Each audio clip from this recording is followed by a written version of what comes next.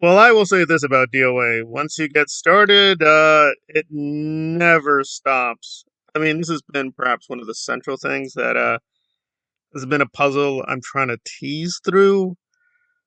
And I've been accused of using the N word and the F word way too much. So I'm going to try to be very careful and not leap to that.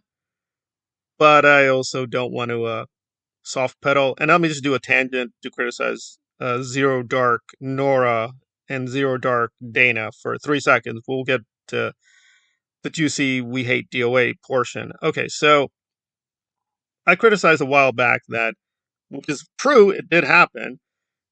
Dana shared some weird conspiracy thing on Twitter, which had pretty blatantly, and I gotta be super careful because YouTube is that stupid. Even if you criticize anti-Semitism, they may tag your thing itself as that thing. And it's like, okay, that's stupid. Anyway, so that was very alarming. And Dana hit back saying, oh, no, I'm being called an anti Semite.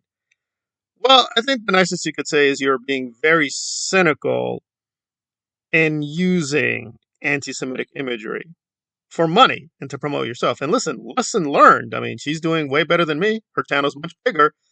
So, yeah, get down to the sewers and say and put out the most ridiculous, absurd, and obscene thing. And yeah, you're going to make some traction. I mean, the thing with her is her latest project is, oh, I'm included, by the way. She's explicitly roping me in, but is that Tom O'Neill is secretly, I guess, working with the CIA?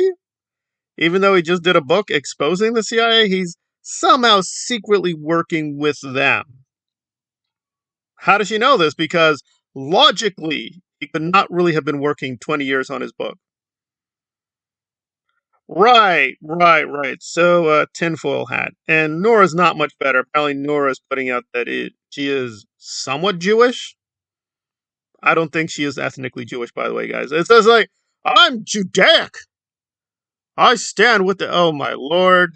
It's just a lollapalooza of nonsense. So, let's get now focused on Mr. Fender of Ants. So, and I'm going to try to be as neutral as you can be with this difficult issue. So, apparently, one of his former fans is splitting with him. It's like, okay, that's fine. And calling him out, okay, that's fine too. Again, I'm not showing a preference either way.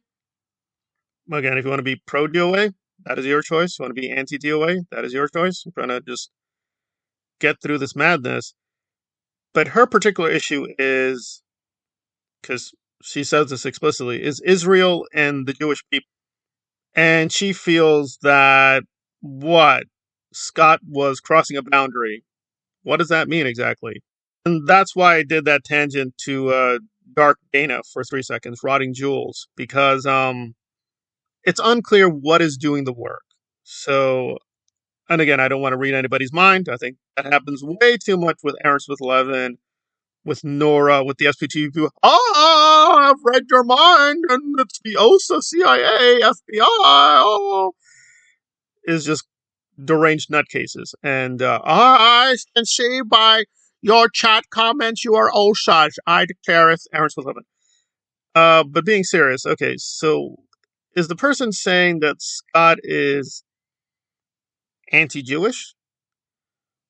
Or, which I think is more likely, is the person saying they're so into conspiracy theory, it leaks into that territory? Because this happens a lot when you start getting down the very bottom road of conspiracy stuff. Is this is going to come up, is who is doing what? And again, we can't block out reality. At this moment, Israel is literally attacking Iran, and Iran is attacking Israel. This is verified. This is real. It's all over the place. So, and this is just a difficult area, right? Is how much influence does Israel have over U.S. policy? The answer is clearly a lot. This is a lot. We're talking billions upon billions. This, like, Scientology is a $4 billion cult. That's pennies. Like, the Israelis have gotten so much money from the U.S. Treasury. It's insane. This is an insane amount of influence for any U.S. ally. Now, there are comparable cases, like Taiwan, right? The U.S. makes insane commitments to Taiwan, even though it's a very small island. And again, I am all for the Taiwanese maintaining independence, but the U.S. doesn't care about that. So whenever U.S. policy just looks favorably on certain countries, right, whether fascist in El Salvador, Guatemala, right, Pinochet, South Africa for a while, like there were decades of support for South Africa, and apartheid, and you just go through the list. If you're so tied to a certain ally or certain country, you have to ask questions, well, why? It's clearly not based on strict self-interest. It is clearly you like something about the regime. So it's just going to be a big muddle. And I've read through a lot of this literature, and it is, people of good faith can disagree. Like John Mearsheimer, who's very critical of Israel, right, thinks it is an Israel lobby, thinks that it is what it is. Certain Israeli Jewish leaders and their allies, right, it's not all Jewish people, are forcing America to make decisions that go far against public opinion. Public opinion is very split on this. Some people are still very pro-Israeli, but it's diminished a lot. In fact, it's pretty radical. I mean, this does not really happen with public opinion. If you study this thing seriously, public opinion stays frozen for a long time. It's very rare for it to move. So support for Israel has been declining, and that is very rare. Now, it's due to a lot of recent actions, but it's been going down and down. The younger people, just a lot of skeptics, just different ethnic groups have become much, much more anti-Israeli. That's just what it is. And Noam Chomsky thinks that's not wise. He doesn't think, no, it's not the Israelis. It's not them. It's the U.S. leaders. It's the U.S. policymakers. So concentrating on the Israeli lobby is a waste of. Okay, so here we have different, very harsh critics of U.S. policy, but they differ. And again, when you're going to make these kind of charges that you're, quote, anti-Jewish, presumably we have receipts, and all the person says her own testimony. I have no reason to disbelieve, but what does that mean? That's not to say I don't have evidence. I've seen some pretty alarming screenshots, and I feel like a broken record. I'll do more on this for channel members because some of this material, again, that's just the nature of YouTube. If you put in a certain thing, you may get copyright strike or they may pull down a video. I had this personal case where an alleged hate video was taken away. It wasn't even like, oh, we're just taking it away. We're going to take it away and we're striking the channel. We're not even going to let people access it. And it's like, but it's not a hate video. It was a video calling out the hatred of a neo-Nazi. Doesn't matter. They took it away. So it was just, it's just crazy time. But do I think DOA traipses into very extreme conspiracy stuff? Absolutely. Absolutely. I have no doubt. I mean, that is his record. Now, a lot of people label him January 6th. He's not a January 6th guy. Well, was he a part of those people? Yes. He was caught in some pretty radically right, super patriot, ultra pro-American groups. That's where he was. He was also BLM for a while. Figure that one out too. But do I have enough to say he's anti-Jewish? No. I don't think there's enough. And I'm very alarmed. And I'm going to be very careful here. I'm only going to concentrate on Streets LA. But really, making Streets LA into this folk hero needs to stop. Guys, if you want to help a scam artist, help a scam artist. He's just a scam artist. And I guess he's a good scam artist because he's pro-Israeli. Okay? Well, the same thing with DOA. I can't really figure out what Streets' politics really is. It just keeps shifting whenever he needs more money. So he went to the UCLA protests, which were on behalf of Palestine, and then he's like, am I pro-Palestinian? Maybe, maybe not.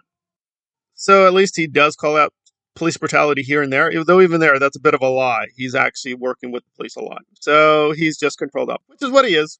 He sweets. He sweets LA. And if some people who hate DOA think he's a god and a messiah, great for you. Great, good for you. But again, I don't see any evidence of that. He is just what he is. He's just a thug and a monster. That's what the evidence shows. Now, because you like him because he hates DOA, so what? They didn't change him. I mean, this is just not good logic. I mean, what, does Mussolini become a good guy because you hate communism? You know, Mussolini's a really nice guy. He killed a lot of communists. Right, and does Stalin become a nice guy because he kills a lot of fascists? I mean, that's just not good logic. But that's the logic of the DOA, anti-DOA opposition. Some people, not all of them, but that's like the matrix of insanity. But still, this is a serious issue, so I'm going to look more into it. But I don't know if you're going to fling that charge. I'd like a little bit more evidence. And the Israeli issue is just super red hot. We just got to be honest. Like it is what it is. People who not anti-Jewish, not pro-Jewish either. They're like, yeah, I don't really care about this issue. Or either way, saying I really don't care about the Palestinians, but I don't support the Israelis. Right. And it's going to go the other way. I really don't care too much about this issue, but it is their land, so the Israelis should leave. So we're going to have splits all the way through, and people are like, I don't really care about the Jews, but I think we should support the Israelis because I don't even like Arabs. And it says that's how it is. People are splitting all kinds of directions all over the place. And I try to be good faith on both sides. I do think the Israelis have clearly committed war crimes. There's simply no doubt there. They have definitely war crimes. This is definitely a war criminal regime. But I'm also not stupid. I mean, there are unfortunately just a lot of regimes like this. So if you want to be unique and say, "Oh, this is the only unique case of imperialism," I'm going to question you and question your tactics and motivations. Like, no, unfortunately, this is a very old pattern of colonialists taking over something and then defending it by force and creating stupid mythologies to do that.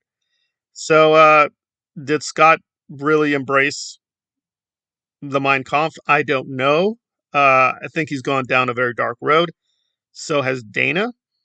And then they're very cute and stupid and silly. And Dana's like, oh no, I'm being called anti-Semite. Well, what are you doing? You're playing around with the anti-Semitism. Say, I am not anti-Semitism. I'm pro-capitalist. Okay, I guess. And this is hitting a little closer to home than I want to admit for various reasons, but I don't want to get into right now. But yeah, I don't know. I don't know. We're gonna say this question is under investigation, but there are alarming signs. I'll say that, but I think we want to be careful to label him, you know, certain things just yet. I'll just say that much.